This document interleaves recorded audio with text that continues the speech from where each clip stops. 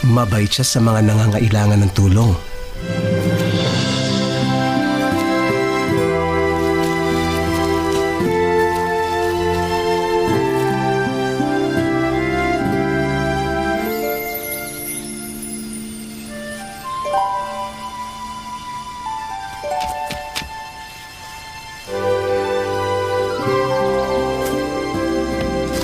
Pero pag may sinaktan ka sa gubat niya, mabigat ang parusa ng diwata.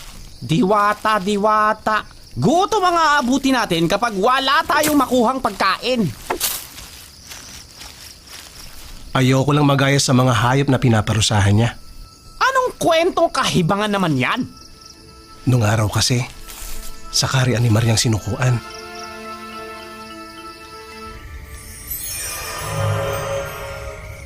Mahal na Mariang sinukuan!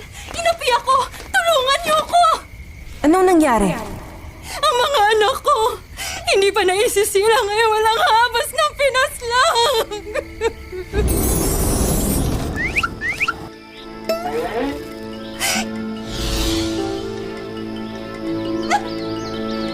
Hindi!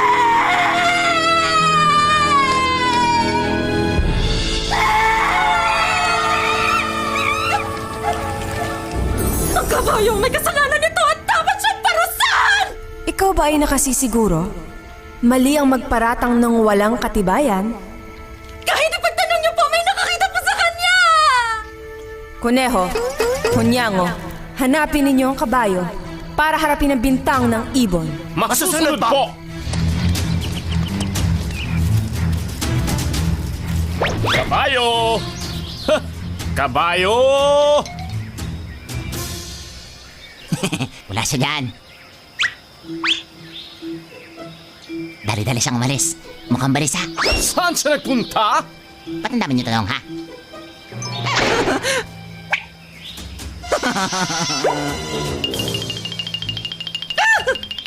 Kadiri! Ano yan? Natatanggal ang butot ng butiki pag takot. Sir! Huwag niyo akong idamay, sir. Parang ama niyo na. May asawa at mga chikiting pa ako na sa akin lang umasa. Magunos diri ka, Kuneho. Baka sa'yo magalit si sinukuan. Masyado pa silang maliliit para manghuli ng langaw.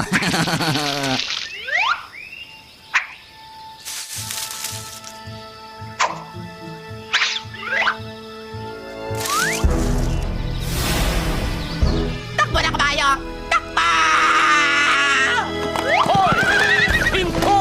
Huminto ka kung ayaw mong masaktan!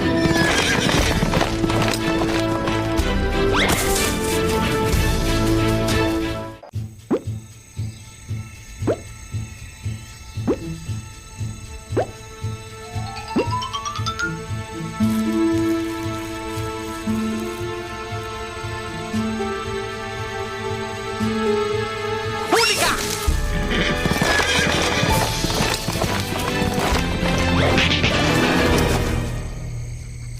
Tama na yan!